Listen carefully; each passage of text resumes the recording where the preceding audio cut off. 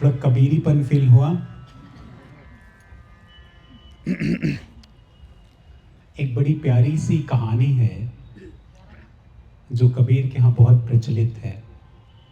कई बार जब हम अहंकार में होते हैं तो देखिए हम कैसे चीज़ों का नाश करते हैं, कैसे चीज़ों को तोड़ते हैं, कैसे चीज़ों को बर्बाद करते हैं। कबीर के समय में एक बहुत बड़े पंडित जो साउथ इंडिया के थे, जिनका नाम था पंडित सर्वानंद। बहुत प्यार से सुनिएगा, कबीर की छोटी छोटी बातें इतनी प्यारी और जीवन में इतना कुछ सीख लेने के लिए हैं। अगर सिर्फ हम उन्हें जीवन में उतारें तो जीवन बड़ा खूबसूरत हो जाता है। तो पंडित सर्वानंद जो बहुत ज्ञानी हैं, इतने ज्ञानी हैं कि उन्होंने लगभग पूरे आर्यावर्त में, पूरे भारत में टहल टहल कर सबसे शास्त्रार्थ किया है, सबसे डिबेट किया और सबको पराजित कर दिया है। और अब क्या हो गए हैं वो? अहंकारी। उनके अंदर अहंकार आ गया है। जीवन में मैं आप सबको बताऊं मित्रों, अहंकार एक ऐसी चीज है ना जो सब कुछ विनाश कर देती है। सब कुछ आपको पता भी नहीं चलता। कबीर कहते हैं ना, मोटी माया सब कोई त्यागे, झीनी तजी न जाए। और झीनी माया पता है क्या? मान, बड़ाई, ईर्ष्या। कबीर कहते हैं कि जिसके मन में सम्मान पाने की लालसा आ गई, जिसके मन में बड़ाई पाने की इच्छा आ गई, जिसके मन में ईर्ष्या की बात आ गई, सब कुछ उसका विनाश हो जाता है। और आप सोचिए, मैं कहानी भी आपको किसको सुना रहा हूं? साउथ इंडिया के बहुत बड़े विद्वान की, जिनका नाम है पंडित सर्वानंद। सबको पराजित कर दिया उन्होंने, शास्त्रार्थ में सबको पराजित कर दिया। और एक दिन अपनी मां के पास पहुंचे और मां से कहा कि मां, मुझे सर्वजीत कहो, मतलब सबको जीतने वाला। मां उनकी बहुत ज्ञानी थी।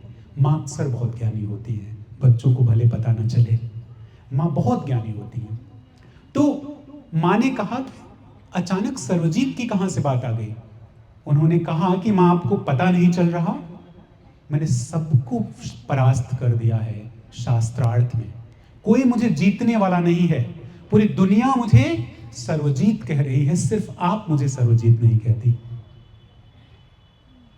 आप मुझे सर्वजीत कहो। मां ने कहा, चलो माना, तुम्हें सर्वजीत कहूंगी, लेकिन शर्त है। मां अक्सर शर्त रख देती है, ये काम करोगी तो ये खाना मिलेगा, रखती है ना।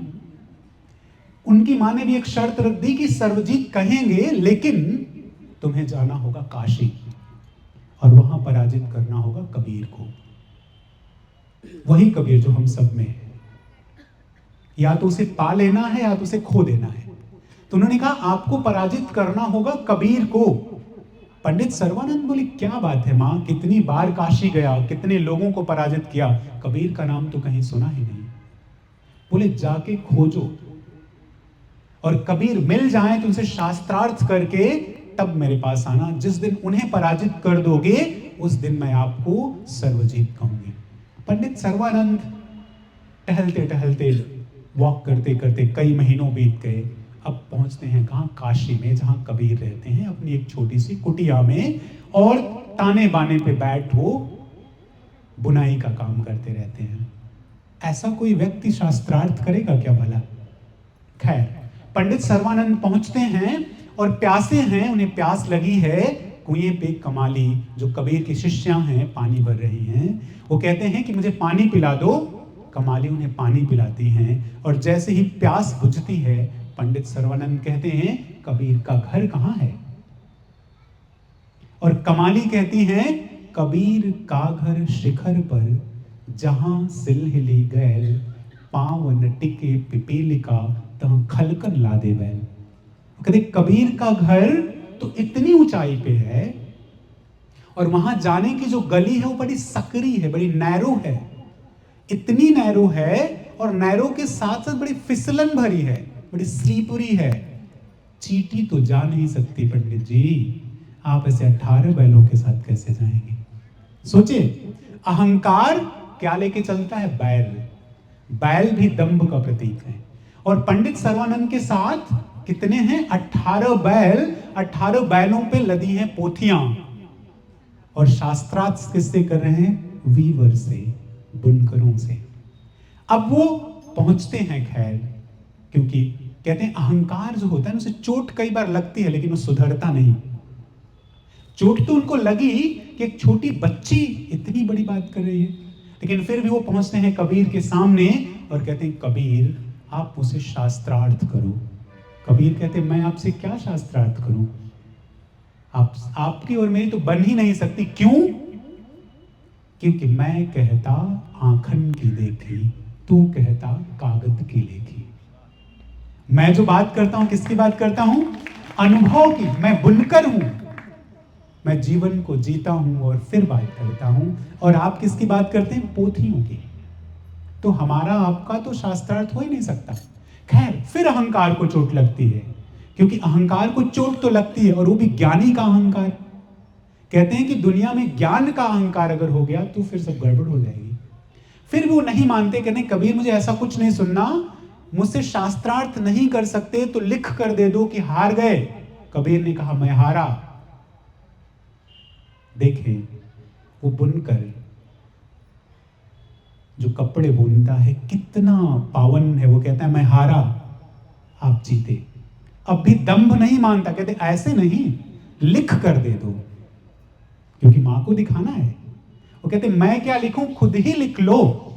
और पंडित सर्वानंद लिखते, ये कहानी है, कहानी का एक अर्थ होता है। वो लिखते हैं कि कबीर हारे और पंडित सर्वानंद जीते।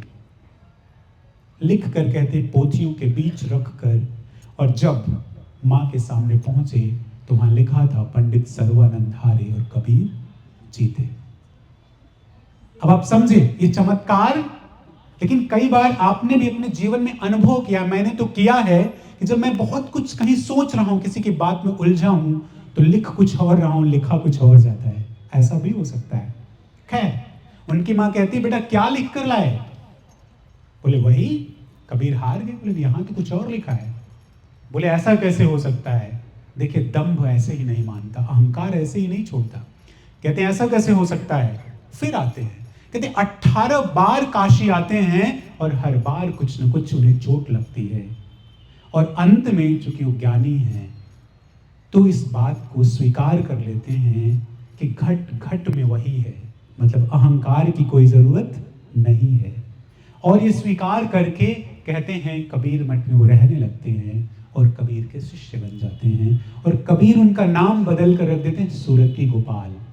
सुरती शब्द जब आप संतों की परंपरा पढ़ेंगे तो अक्सर सुरती की बात आती है कि मुझे अपने सुरती का ज्ञान हो गया, आत्मज्ञान हो गया। तो उन्हें भी आत्मज्ञान हो गया। और वही कहते हैं कि घट घट में पंछी डोलता।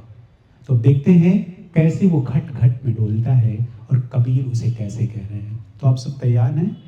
सारे कबीर, इधर भी कबीर बैठे हैं, इधर के कबीर बोल नहीं रहे हैं। कबीर के स्त्री पुरुष का कोई भेद नहीं है। कबीर शरीर के भेद को भी मिटा देते हैं।